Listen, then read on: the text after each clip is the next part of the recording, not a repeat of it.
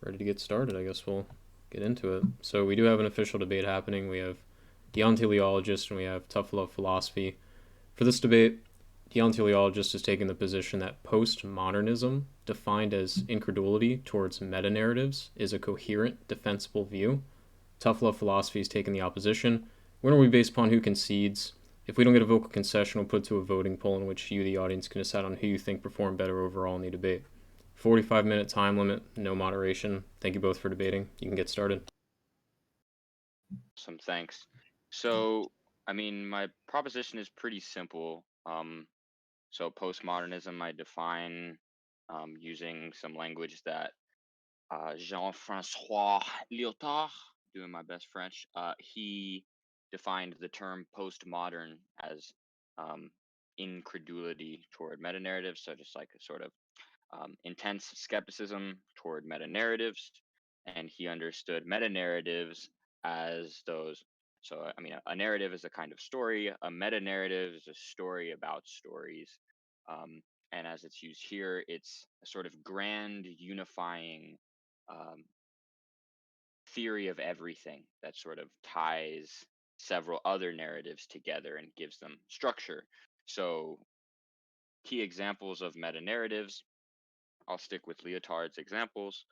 So, Christianity would be a meta narrative insofar as there are several narratives one might have, right? One could um, have all these different narratives in science, right? And one can believe, well, how is it that, these scientific individual narratives hang together? Well, part of it, according to the Christian, would be that God has endowed us with the logos, with a certain form of rationality and ability to interact with the world so as to understand it, right? So that's the epistemological part of the meta narrative. You have the ethical narrative, and the ethical narrative would be the sort of the Christian ethic, um, and what is it that grounds that Christian ethic, right? How is it that is justified? All these different narratives, moral narratives. Well, that's because God and the Ten Commandments, and you could have a uh, natural law theory, or you could have a divine command theory, whatever. And so you see that Christianity, the doctrine of Christianity, the historical theses of Christ as the Son of God, but really as God Himself somehow, and sacrifice, raised from the dead, and will one day return, right? And you have this grand theory, and that sort of ties everything together. Similarly, you could have Marxism, this the view grounded basically essentially by a historical or dialectical materialism, which says that the history of society is really explicable in terms of class conflict, and that this class conflict informs the ideology, which tells, which sort of determines what people believe. Um, and this dialectical materialism would be the meta narrative that justifies your Marxist uh, epistemology, any Marxist ethic you might have, etc. So postmodernism basically says, well, look, these meta narratives, we've had them for so long, and as attractive as they are, we just can't hold on to them because of all the meta narratives we've had. Um, None of them seem to really hold up. Um, and perhaps we just have to do without meta narratives. And so that is, I think, the position. Postmodernism says very skeptical towards meta narratives. And the common objection is that, well, postmodernism is itself a meta narrative. Um, I think that one can be addressed pretty easily, but I'm not sure whether um, tough love philosophy, whether you want to address that point or something else. So I'll just leave it up to you.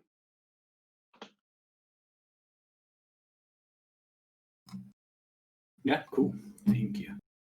So yeah, definitely understand the position where you're coming from. I would ask you just to make sure that we're kind of on the same page. So with incredulity, would you say that that would be like the state of being unwilling or unable to believe something?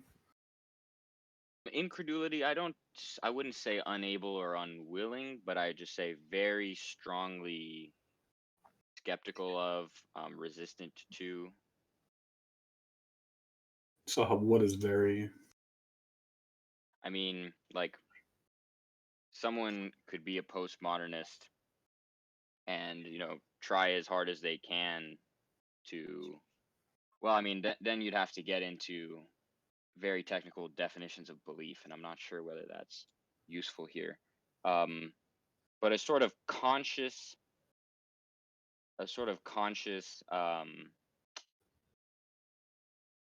conscious decision to not put faith in meta narratives, something like that.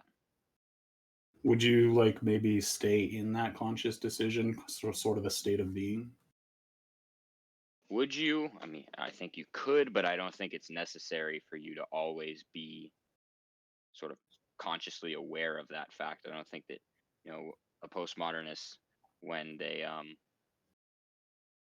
they're driving on the freeway listening to the radio, is necessarily like consciously aware of that fact, but it's sort of something that, when they're reminded of, that's they fall back on that position.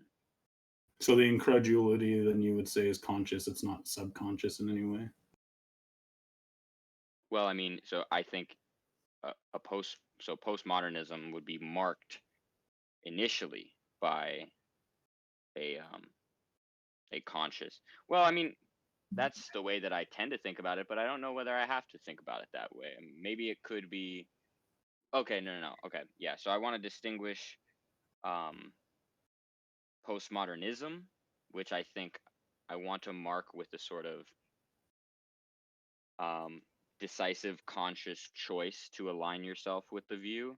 And the way that the term originally came into existence was through Leotard, where he just said postmodern is someone who is, he defines postmodern as a sort of state of incredulity.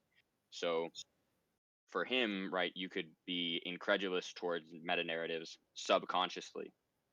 And I would say that's a postmodern way to be, but that's not postmodernism, the sort of, like, you might call it a philosophy or an ideology. Okay. And then the narrative, would that be kind of like a story, like a narrative account that experiments with or explores the idea of storytelling, or an overarching account or interpretation of events and circumstances that provides a pattern or structure for people's beliefs and gives meanings to their experiences, kind of like a foundation? So you're talking about meta narratives? Yeah, just like, would you agree that So that's kind of what a meta narrative would be? I wouldn't put it that way, because I don't think that, that necessarily, if you have any sort of like foundation, I mean, I guess it depends what you mean by foundation. The way I see a meta narrative is it's the sort of most grand, um, overarching and unifying, all explaining narrative in a set of narratives, right? So the right, I have several narratives. Let's say I'm Christian. The meta narrative that sort of structures the rest of my life would be just sort of, um, the doctrine of Christianity, and however you want to characterize it. If I'm like a orthodox Marxist, then it would be like dialectical materialism. Right. So it's not necessarily, I wouldn't call it necessarily a foundation, but a sort of unifying, narrative that makes a bunch of other narratives coherent, and, that sort of gives them a sort of higher level of legitimation than they could have on their own. Okay. Would you agree with this statement? A narrative is formed when looking at any amalgamation of information. A narrative is formed when looking at any amalgamation of information. Well, when I look in front of me right now, right, I see a curtain. Is this an amalgamation of information, or does it need to be like a sequence over time? Well, but is there like a story that's formed about like this curtain coming together, I guess, or coming to where it is, or coming into being? The curtain coming into being, well, I suppose you could tell that story. Is the question whether I is the question whether upon looking at the curtain, I sort So of, if you could tell the story, would that imply that the story is there? if I could tell the story, would it imply that the story is the, I don't know what you mean by is there. Like that there's a narrative there, like in your example of the curtain, that looking at that curtain, that you make that there's a narrative that's formed in your mind about that curtain, maybe? Yeah, you could say that, right? If I could tell a story about it, then there is a narrative such that it is the narrative that I could tell. It could be true or it could be false. Okay. And so like with that example, like you have like the curtain, and you have the story of the curtain. And so you maybe say there's a coffee cup in front of that curtain, right? Would there be a narrative that could be formed by looking at that coffee cup in the same way as with the curtain, like we were talking about? So I think that there could also be a narrative about the coffee cup. Okay.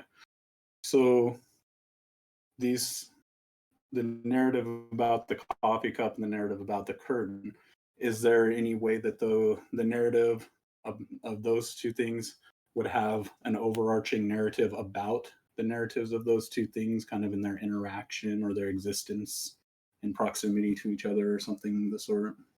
Yeah, it's possible that there would be such a story. Okay. So would it be incredulous to Would have it that be story? incredulous? Yeah.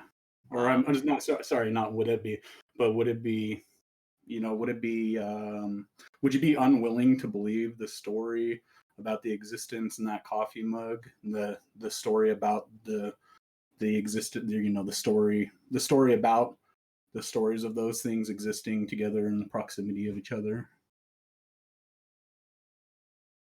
I mean, so this sounds less to me like a meta narrative than an addition of narratives. It's like you have the story about the coffee cup, you have the story about the curtain, and each of those on their own, the narrative is either true or false. But bringing in some other narrative doesn't legitimate it in any further way. I realize I'm not answering the question you raised. I'm sort of skipping ahead, but Yeah. I'm trying to think of a, like, let's say for an example, like the narrative of the coffee cup and the narrative of the curtain, the overarching narrative of the narratives of these things, like, they were both made by the same designer, the same artisan, right? The same guy who makes these things, right? And he made them and designed them to match each other and to be within close proximity of each other. Would that be something that you would just not be willing to believe? no, I'd be willing to believe that there is somebody who made these things. Um, but I don't see how that would be a meta narrative. What would be the narrative of, it would be the story about the stories of these two things these two individual stories, right? Yeah, but when I say a meta narrative, it's crucial that there is like this legitimating aspect to it, right? So you could tell the story of um, a certain theory in sociology. That theory itself could be a story, but then explaining how that theory came to be would not be a meta narrative. The meta narrative in this sense would be the sort of larger metaphysical grounding of the sociological theory. Because, of course, I could tell a story about how somebody came to develop this theory, and then I could tell a story about someone telling a story about that, and we could go on forever. The meta narrative is sort of about what is the metaphysical ground or the ultimate justification of these things. So then the meta narrative isn't simply just like a narrative about the narrative. Right, because you could do narratives about narratives quite easily. There's nothing like there's a reason I try to give the examples of Christianity and Marxism. Like, if you don't have the belief that, the doctrine of Christianity is true, then there goes your views on free will. There goes your views on the duality of uh, of mind and body. There goes your views about what happens after you die. There goes your views about morality. All these things go with that. The meta narrative is gone. All these other things are gone. But it's not necessarily the case that if you just tell one story and tell a story about the story, that if you didn't have that second story, the first story would be sort of useless. Yeah, I get you. So it seems in a way that you're making the claim that these narratives come from the grand narrative rather than the grand narrative being made up from these narratives. Yes, the meta narrative is what basically, well, I mean, you could have the narratives without the grand narrative, but they would not be justified in the same way. They would not be seen as legitimated in the same way if there were no meta narrative there. So to be justified, they would have to have the grand narrative. Well, of course, now we're going to have to get into like That's questions just what about it justification. seemed like following But from what you said. so I mean, people will have different views about the standards for justification. But what I'm saying is not necessarily that, like, so in the case of being a Christian and my belief in Christianity, say, gives me justification for believing in free will. It's like, well, if I lose the Christianity part, I might still be justified in believing in free will, but I would need some other ground, right? So then it would be logical for that other ground to be the like founded from the gap in, I guess, like I guess Lyotard, he said, like, playing with the narratives that have arisen from questioning from questioning. So like it's postmodernism is just basically playing with the narratives that have arisen from questioning the grand narrative, right? I think that's one way you could think about postmodernism. I think that's fair.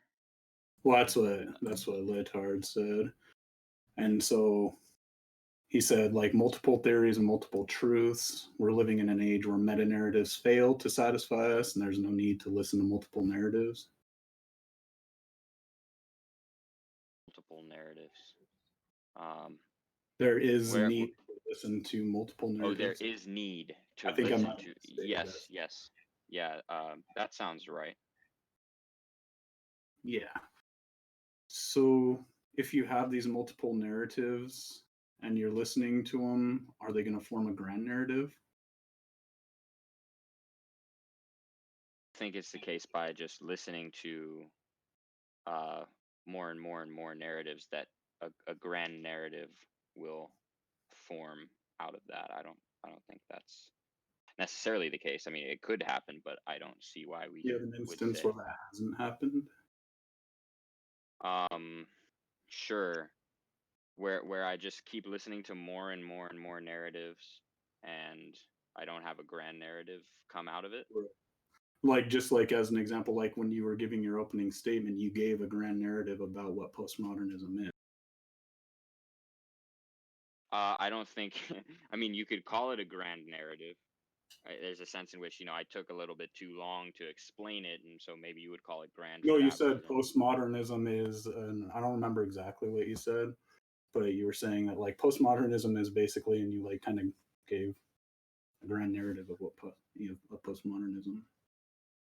Well, I mean, what do you mean I gave a grand narrative? Are you Of talking like, about when I gave the examples of Christianity and Marxism, and I said postmodernism is the rejection of meta-narratives, and here I was just sort of elaborating these examples of what meta-narratives look like. right. So postmodernism, then what you're saying is then the grand narrative of these things, these narratives. So okay, so we are going to take this route then. So yes, so people often say that, isn't the rejection of meta narratives doesn't that collapse into its own meta narrative? And that's Right. how people want to accuse postmodernism of being incoherent. Exactly. But I don't see why you would have to say that postmodernism is a meta narrative. Well, wouldn't that be fallacious to say that it's not? If I mean, What would the what fallacy would standard then? be? Because I know mean, what you mean. you're saying that you have all these narratives, and then you're giving a grand narrative. Which grand narrative am I giving? I mean, you keep asserting that postmodernism, as I've explained it, is a grand narrative, but it's not anything that legitimates in the way that the doctrine of Christianity legitimates all those things I enumerated, or historical materialism legitimates all those other narratives within Marxism. So I'm trying to see what would the analogy be for postmodernism. I don't know, maybe this is isn't it that postmodernism is playing with the narratives that have arisen from questioning the grand narrative, the new narrative? Sorry, could you say that one more time? So wouldn't it result logically, if you think about it, that postmodernism is playing with the narratives that have arisen from questioning the grand narrative, now the new grand narrative? Okay. I don't see why. So you said, I need to make sure I got it right. So postmodernism is questioning these meta narratives, and there are narratives that come about from questioning them, right? Questioning and then rejecting, right? So I get the narrative of, yeah, real quick, just say I reject. Typed it out in debate chat. Okay, let me see. So I have isn't that postmodernism is playing with the narratives that have arisen from questioning the grand narrative, the new grand narrative. Okay, so is the idea that, look, you have these narratives of basically, I reject Marxism, I reject Christianity, I reject Islam, whatever, as many narratives from rejecting other grand narratives, right? Get all these narratives of me saying, I don't believe in this. And then is your claim that postmodernism is playing with those narratives, and that is somehow a grand narrative. Right. So I don't see what playing with narratives, what it legitimates. Well, that is what postmodernism is, according to Leitard. What postmodernism is playing with these other narratives that follow from questioning a grand narrative. Agreed with that. But I don't see how playing with those narratives is a meta-narrative in the sense that it legitimates anything. I'm sorry. Okay, I think I figured out how to kind of make it, how to iterate it. So earlier when I mentioned that it seemed like you're making the claim that you have a grand narrative and that you're getting your narratives kind of from this grand narrative. Well, it's kind of seems like you're doing the inverse, right? Where you have this grand narrative of playing with the narratives that have arisen from questioning the grand narrative, and now you're using this grand narrative to now form narrative. So you're kind of just, it's inverse, if that makes sense. Again, I asked you how it is that playing with these narratives legitimates anything and so constitutes itself as a meta-narrative. And what you said this time was just, isn't it through this meta-narrative of playing with these other narratives? So I mean, you didn't answer my question of how it is that that from playing with these narratives, how it is that that constitutes a meta-narrative, what it is that that legitimates. Okay, so if you play with the grand narrative from this angle, that would then create a narrative about playing with the grand narrative, but with, like, from that angle, right? In that way. And then you would have another way of playing with the grand narrative, which would then, having this way of playing with the grand narrative, would then have a narrative of itself. And so what you would do is you would end up having it as it would be a ground narrative in so far as it starts sprouting narratives. Starts sprouting narratives. Okay. I mean, that's an interesting way to put it. So I think the distinction that I want to make here is that I don't need a grand narrative to entertain all of these meta narratives and reject them, right? And keep generating all these narratives through this sort of postmodern play, right? I don't need any grand narrative to justify that. Whereas, I mean, what you were saying was that it'll sprout these new narratives because you can tell a new narrative about me, about the narrative through which I come to reject this narrative, and right, and this is a sort of this postmodern principle at the bottom of incredulity is sprouting all these new narratives, but so you can frame the problem that way. Sorry, real quick, sorry, I messed that up, so that's my bad. Like, I don't know if you've ever seen Willy Wonka and the Chocolate Factory, but strike that, reverse it. I was what I was meaning to say, sorry, is that rather than having this grand theory that you're now sprouting these or this grand narrative that you're sprouting these narratives out of, sorry, that what you are actually doing, or what's happening, is you're having all these narratives and they're kind of growing into this grand narrative. Sorry, I meant the inverse of what I said, and I apologize. That's okay. No, it's no problem. So just so I know I am getting it. So it's like through repeatedly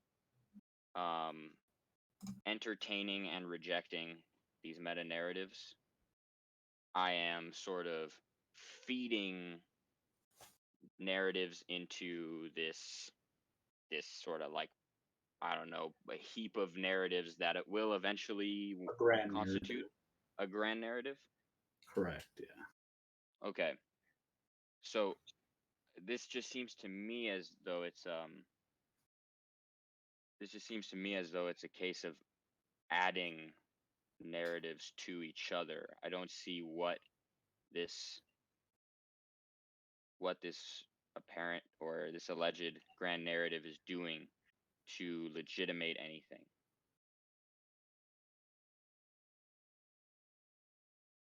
Okay. Yeah, I see. I mean, sorry, you said you're making the statement you don't see how that. I mean, I don't. Right, because a meta narrative has to legitimate a number of narratives, and without the meta narrative, those narratives would sort of lose plausibility, right? Again, the free will rests on the doctrine of Christianity. The mind body dualism rests on the doctrine of Christianity. If you take away the doctrine of Christianity, it doesn't mean that those other things are false, but we have less justification for them than we had before if we remove the meta narrative.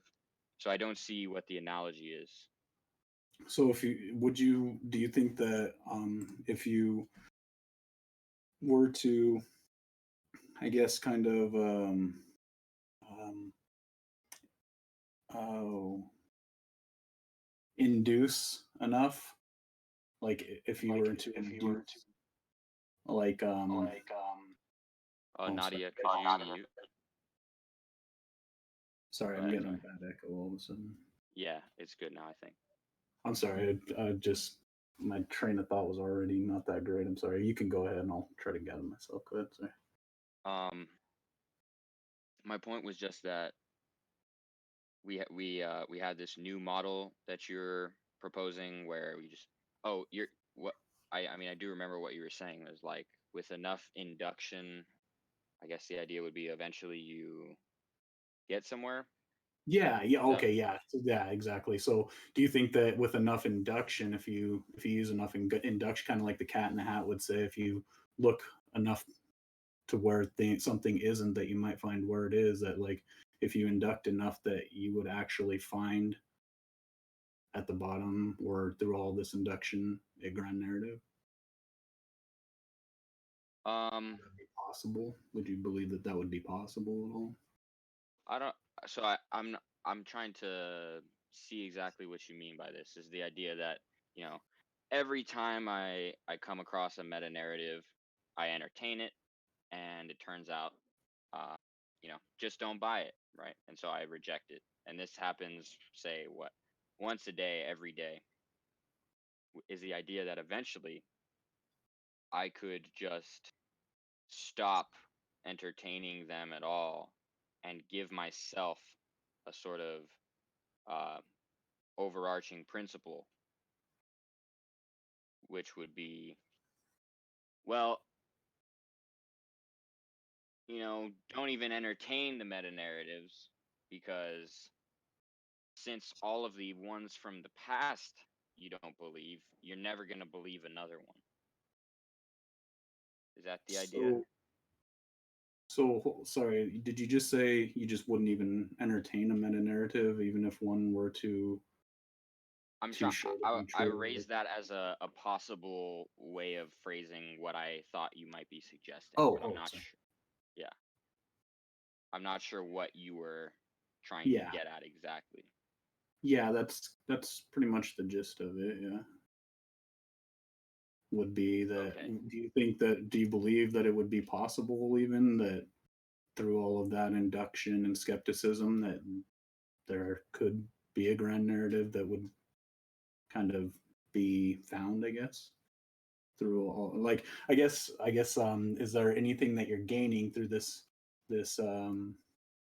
induction that would ultimately lead to there being a possibility that there is a grand narrative to be believed? I mean, my instinct is to say I could imagine somebody who is rejecting all these meta narratives and who eventually gets to the point where they say, screw this, I'm not even going to consider these anymore because I've been through so many. I'm just going to believe that, as a matter of fact, no meta narrative is true, and um, and that's it, right? I could imagine someone who says that. I don't think that they would be justified in doing that, though. I mean, Yeah, so we've you looked wouldn't at them. actually believe it yourself.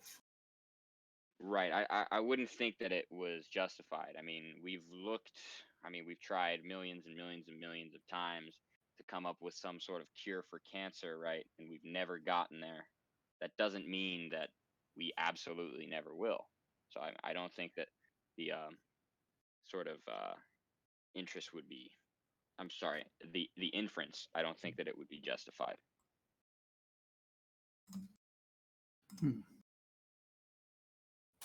So would that really be coherent if we're actually like trying to actually find something or trying to discover, like use science? Wouldn't that lead to incoherence because we wouldn't be able to believe something if it turned out to be true? So I'm not sure exactly what you mean. Are you saying in order to do science, we would need some sort of meta narrative? No, saying that you wouldn't believe that science has found a meta narrative could lead to incoherence because if science found a meta narrative but you weren't willing to believe it, then that could, if it turned out that meta narrative was true and it would perpetuate science. Okay. You see what I'm saying? So, I mean, I guess first point, I'm not sure what it would mean for a science to discover a meta narrative, but I think that's not necessarily relevant. So put that aside. Question is, wouldn't it be incoherent if, as a matter of fact, science discovered a meta narrative that was true and you just rejected it because it was a meta narrative? Yeah. Well, I mean, there are two ways that you could critique my view here. You could say, well, look, you believe, because you're a postmodernist and you have this incredulity towards meta narratives, you end up, believing something that's false. You end up believing that this meta narrative is false, but in fact, this meta narrative is true. So that critique, I think my view would be vulnerable to, but I don't think that that shows that the view is incoherent. I just think it shows that the view commits me to at least one false belief in this hypothetical where science discovers some meta narrative that is true. But if the truth of that could perpetuate, existence for, quality of life for human beings, say, and then not believing it is then holding us back, that would, it would be hard to defend that, right? Yeah, I think you could argue that it would be hard to defend that. I guess I don't understand how you could possibly scientifically discover a meta narrative. And if you could, it would be so contrived in this sort of hypothetical scenario that I don't think it would be a serious objection to postmodernism to say, look, in this counterfactual scenario where somehow we can discover objective metaphysical truths through the scientific method, because you're a postmodernist, you would be committed to missing out on this fact. Yeah, I'll concede that in such a possible world, I would be committed to um, missing out on that fact. But I don't think that at all shows that my view is incoherent or that it's indefensible. I think it shows that it's sort of a Well, but it wouldn't be only you that nonsensical. would be affected by this, right? It would be a lot of people that would be affected. Wouldn't be I just you. mean, I understand, but my point is less with my point is not to deny the significance of the consequences in this possible world. My point is to call into question the possibility of this world. I don't see how through science we would arrive at something that we could verify was an objectively true meta narrative I'm because science, right, works through induction, and yet we're purporting to get at a completely objectively true meta narrative. So here's like this kind of going from attacking from a different angle, I guess. How would I describe anything about myself to you without using narratives that would inherently result in a meta narrative? A narrative about the narratives that I use to describe myself to you. That's a narrative that I would give you to explain my experience to you. So, okay. Once again, I don't think it's right to say that because there are narratives about narratives that they're meta narratives, because the sense of meta narrative I'm using here. Well, that's part of what meta narratives are, but they also serve a crucial function of legitimating the narratives that rest on that meta narrative, or that rely on that meta narrative in a particular context for their justification, right?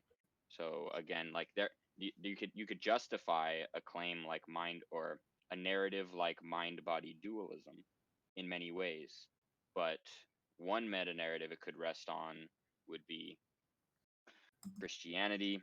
Another one it could rest on would be, a complicated argument from one of Plato's dialogues, right? Either way, one of those meta narratives would be legitimating the narrative of mind body dualism. I guess I'm just not seeing what is doing the legitimating in the example that you give. Okay, so if I'm in a court case and I'm I'm a prosecutor or defense attorney, and I'm giving a case, right, for something, I would use stories, right, narratives that would ultimately result in this grand narrative, and that would make my case, right? Like this grand narrative would ultimately be the case, right? Would that not be believable or credible to you at all, to have a case against somebody or something? Like, I don't know if that makes sense where I'm going with that. I think you're just using the word grand in a different sense here. I mean, there's several narratives that are relevant to your case. Seems to me like when you say that there's a grand narrative that sort of is like a silver bullet for your case, is that really it's just the most important of your narratives. I don't see how it is legitimating in any particular way. Would you say that grand like be like denoting the largest or most important item of a kind? Yes, but again, when the reason I used the word grand at all was to describe meta narratives, and I had a specific definition of meta narrative, and I used grand to sort of try to help explain the overarching, all-encompassing, legitimating character of meta narratives. Could you put your definition of meta narrative in chat? I didn't write it down, but yeah, I could do it quickly. Meta narrative would be a sort of unifying, overarching theory of everything. So when you say grand narrative, you don't really mean like grand, like in the definition of the word grand and narrative. Like you mean more of like I started. So like a meta narrative. Yeah, so the prop is about meta narratives. So unifying, overarching sort of theory of everything type narratives that legitimate and make coherent several other narratives, something like that. I think that's a fair representation of what I've said. I don't know exactly how I put it, but I think I've been pretty. I don't think I've deviated from that during this debate.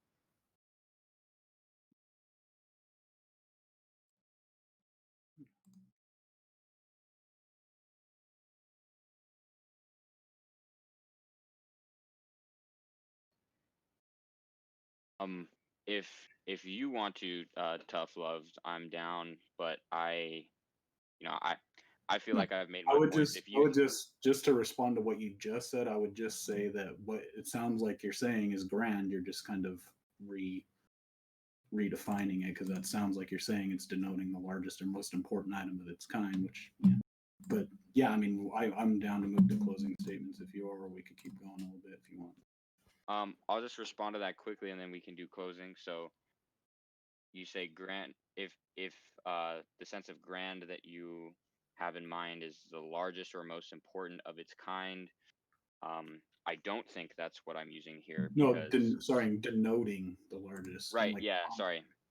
Yeah, for... I didn't include that word. So grand denoting the largest or most important of its kind. I don't think that's the way I'm using the word here, because I could have a set of stories, and whatever is the most important in this set for whatever purposes I need the stories to serve here, there could be the most important of those stories, but that doesn't entail that because it's the most important, it's thereby legitimating and making coherent all of the other stories.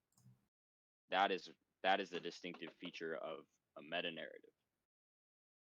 Well, see, what you got to do, buckaroos, you just got to pull yourself up by a boot. I'm just kidding. I'm ready to move to closing statements if you are. Okay. Yeah, no, I'm good. You can go ahead, or if you want, I can go I don't first. know that I have much to say, really. Just yeah, I feel like I've been pretty consistent and made my view clear, so I think I'm good. And I would just say, like, for closing, that what I get kind of one thing that I get, a reductio that I get to, the reductios that I get out of it, I think I did a pretty good job of highlighting how all of these reductios it's kind of like poke a lot of holes into this, and then I think it's definitely enough holes to say that postmodernism, defined as incredulity toward metanarratives, is not coherent, defensible view, has way too many holes, things wrong with it. And I think that I've demonstrated that, and I appreciate you guys hosting the debate. I love this server, Arthuria server. Definitely thank you guys. Stone, appreciate you, and thanks for hosting the debate.